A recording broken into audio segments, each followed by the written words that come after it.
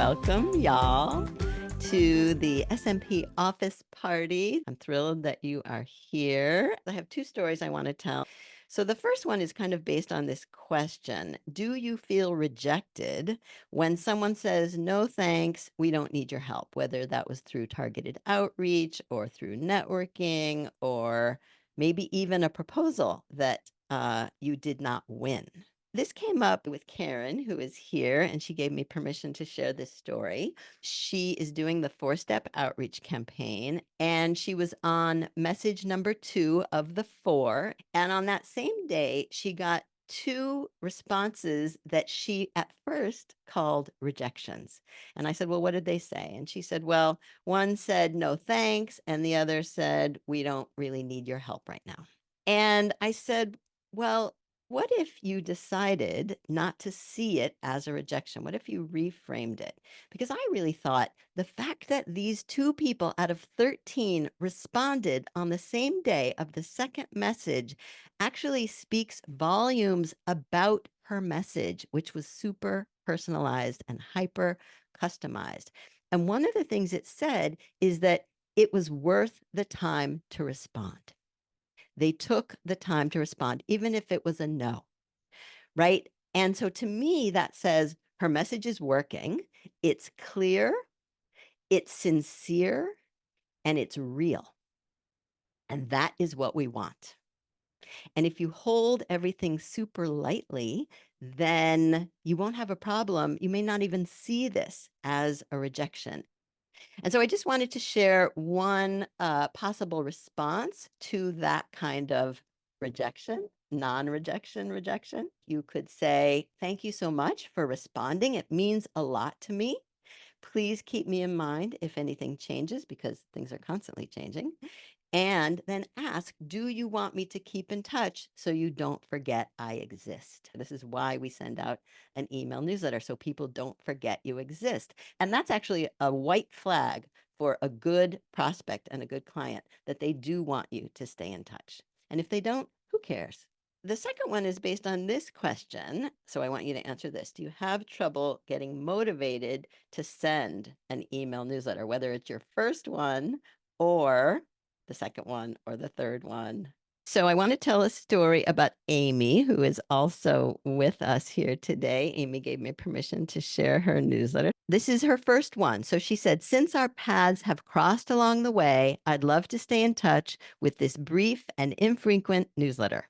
My goal is to offer useful tips and design thinking, but no hard feelings if you'd rather unsubscribe. And she gives them a link to unsubscribe if they want to. And Amy, I'm curious, maybe in the chat, you can tell us if anybody did. Although I have to say, my recommendation is never to look at who opts out. I never look at who opts out. All right, then she shares a design tip. And because Amy does presentation design, she's talking about the things that she does and that she knows. And it's called Nobody Wants Their Face Smushed.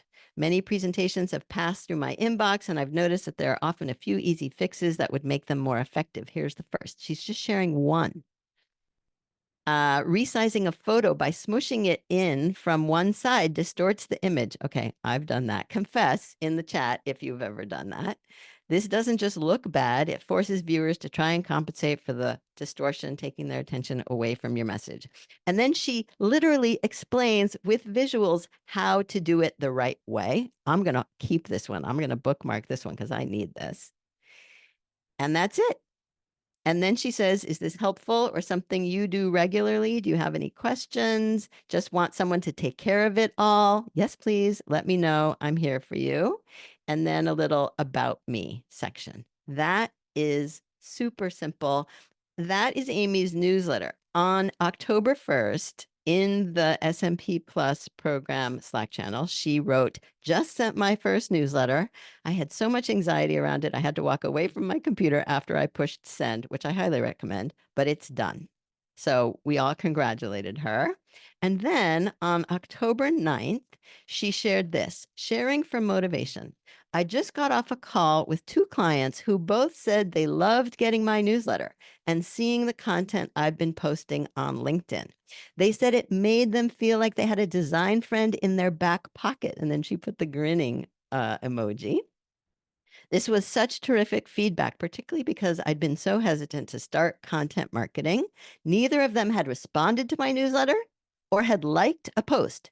So it's nice to know that even without proof, which she put in quotation marks, folks are seeing my content. They obviously are. So I just love this. Thank you, Amy, so much for sharing that because it's just another reminder that we have to hold everything lightly and that we can't seek motivation from the outside or from things that we can't control, essentially.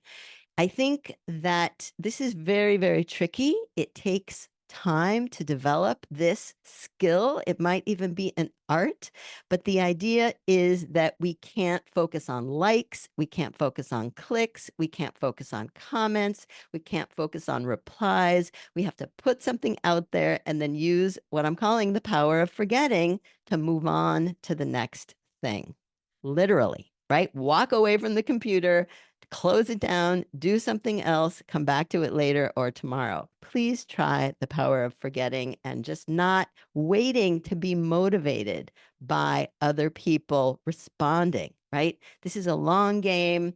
All these tools work together. We never know where something is going to come from, and timing is absolutely everything when it comes to marketing. Bye, y'all.